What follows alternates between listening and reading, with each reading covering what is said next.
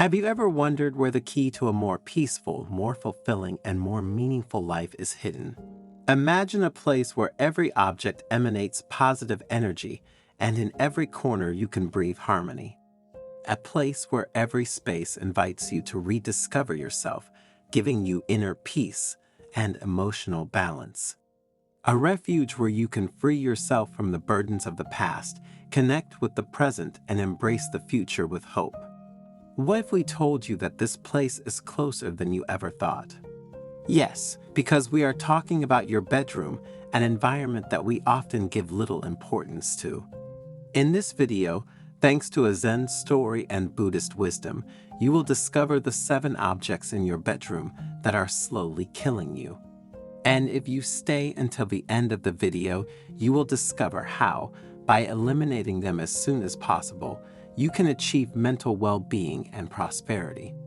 But before continuing, subscribe to the channel and turn on notifications.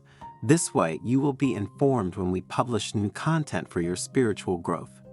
Among the snow-capped valleys of Mount Fuji, wrapped in a mystical aura, stands an ancient Buddhist monastery in which the elderly monk Nakai lives. His enormous wisdom made him a much sought-after spiritual guide, as thanks to his charisma, he was able to help those who were seeking spiritual rebirth. One day, a group of pilgrims arrived at the monastery with hearts full of doubts and torments. Eager to meet Nakai, they presented themselves before him with profound reverence. The monk welcomed them with a benevolent smile, peering into their tormented souls. "You have come to me seeking answers," he said in a quiet voice, "and I will guide you to the source of serenity that lies within you." The pilgrims listened attentively to his words, hoping to finally find relief from their suffering. Nakai invited them to follow him to his hermitage, a place of quiet surrounded by uncontaminated nature. The air was thick with incense, and the silence was broken only by the singing of birds and the rustling of leaves. "Your bedroom," explained Nakai, sitting on a straw futon, "is a reflection of your mental state. If it is cluttered with useless objects and chaotic, your mind will also be agitated and confused. But if you free it from everything that isn't needed, you will make room for serenity and prosperity." The pilgrims looked at each other perplexed. How could their bedroom be the key to happiness? Nakai smiled sympathetically. "Your bedroom," he continued, "is where you spend a third of your life. This is where you rest, recharge, and dream. If this space is contaminated by negative energies, how can you hope to achieve inner peace?" And so the monk revealed to the pilgrims the 7 objects that kept them away from serenity, the 7 objects that had to be eliminated from the bedroom to find inner harmony and well-being. The first object to eliminate from the bedroom, according to the monk's wisdom, is the television, defined as devourer of time and dreams. A pilgrim named Taro was struck by this revelation. His television was always on, a whirlwind of images and sounds that kept him glued to the sofa until late at night. "But how can I give up television?" he asked with a trembling voice. "It's the only time I relax and distract myself from everyday problems." Nakai looked at him gently. "Dear Taro," he said, "television is like a thief that steals your time and your dreams. It fills your mind with chaotic noises and images, hindering restful sleep and connection with your inner self. It seems like a relaxing tool to you, but are you sure it doesn't worsen the quality of your sleep? Try turning it off for a week and see how, the next day, you will feel more rested, more focused, and more at peace with yourself." Taro, still doubtful, decided to follow Nakai's advice. The first evening without television was hard, but then you began to discover the pleasure of silence and reading. His dreams became more vivid and his sleep deeper and more restful. He finally felt free from the whirlwind of images and sounds that had trapped him for so long. The computer is the second object on which Nakai's attention was focused. "This is a real digital intruder," said the monk. Another pilgrim, named Hana, faced a similar dilemma. Her computer was always on, a portal to a virtual world that kept her away from reality.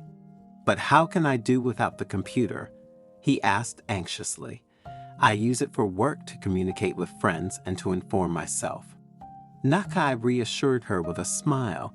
"Dear Hana," he said, "the computer is a precious tool, but if you don't use it mindfully, it can become an intruder in your life. Incessant notifications, blue screen light, and the frenzy of the digital world disturb your sleep, hinder meditation, and create addiction.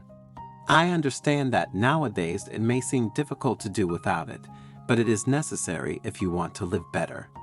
Try to dedicate only a few hours a day to the computer at specific times and turn it off completely at least an hour before going to sleep. You will find that your mind will be calmer, your sleep will be more restful, and your connection to the present will be deeper." Hana decided to follow Nakai's advice and began to set limits on computer use.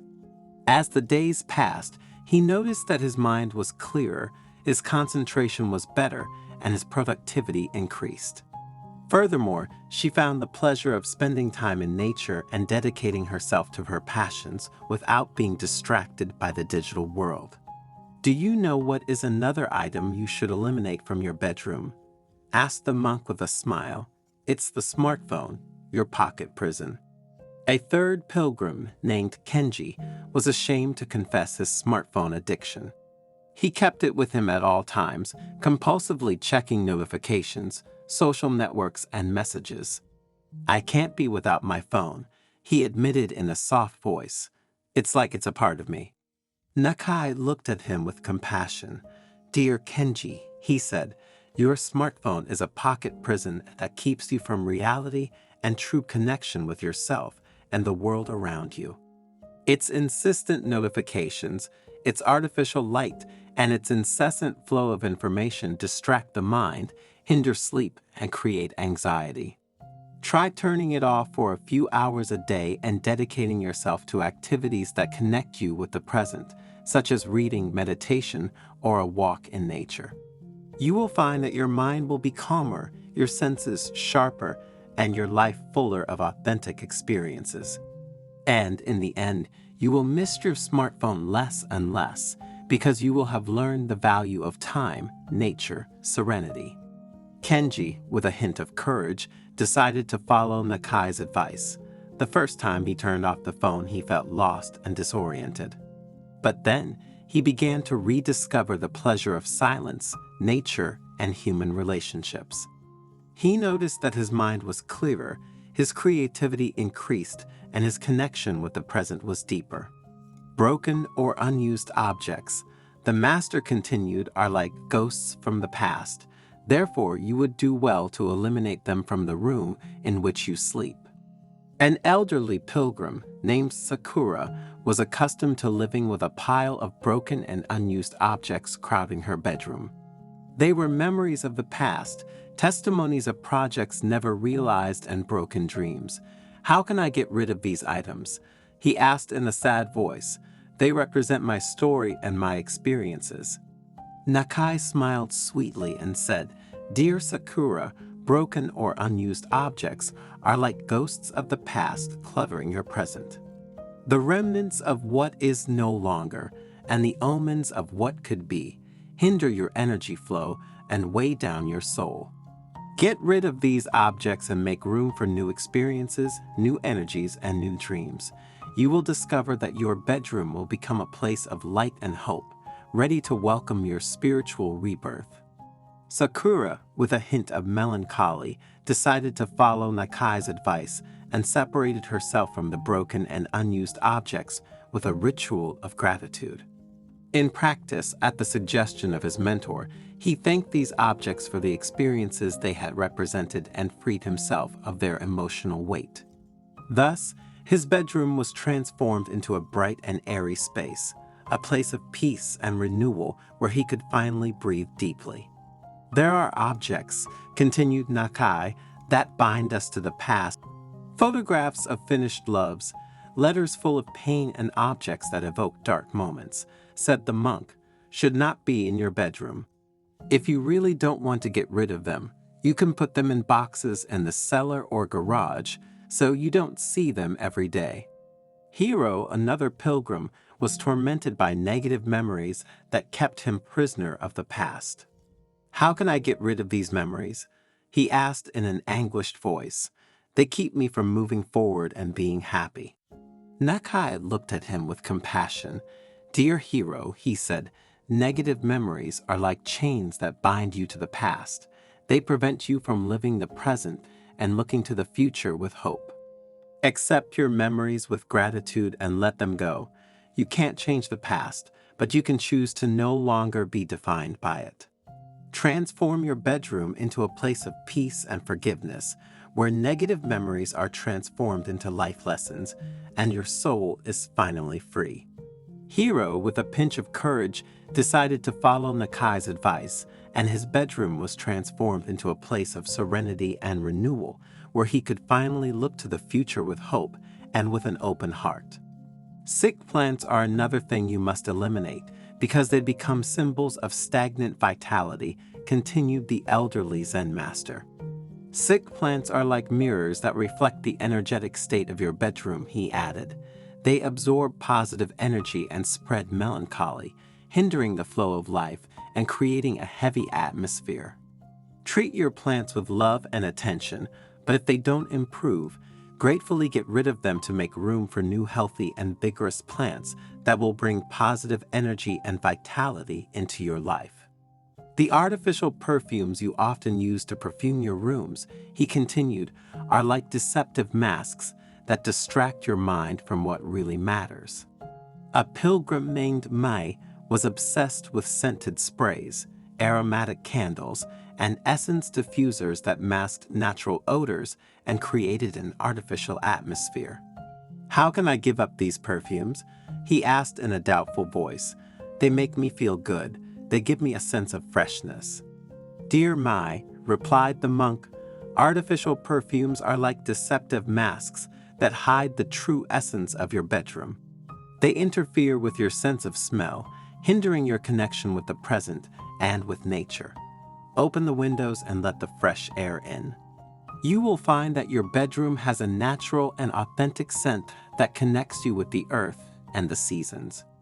Mai decided to follow Nakai's advice. He opened the windows and let in the fresh mountain air. The scent of pine, earth, and flowers filled the room, creating an atmosphere of peace and well-being. Thus, he noticed that his mind was calmer, his senses sharper, and his connection with nature deeper. Thanks to Nakai's advice, as the days passed, the pilgrims found themselves with completely transformed bedrooms. Rooms that were no longer simply places of rest, but sanctuaries of peace and spiritual rebirth. Every object had been carefully chosen, every corner emanated positive energy, and every space breathed harmony. Now the pilgrims finally felt free from the burdens of the past, connected to the present and ready to embrace the future with hope and confidence. Their bedroom had become a reflection of their soul, a place of light and serenity where they could finally find themselves and flourish in the fullness of their being. You have begun your journey to spiritual rebirth, the monk said in a subsequent meeting. Remember, true happiness is not found outside, but within you. The story of Nakai and the pilgrims reminds us that happiness is not found in external things, but within us. By eliminating material encumbrances and cultivating inner peace, we can finally access true wealth, the serenity of the soul. And the journey towards spiritual rebirth begins with a small step, freeing our bedroom from the objects that hinder our serenity. Only then will we be able to create the space necessary to welcome the light of awareness and flourish into the fullness of our being.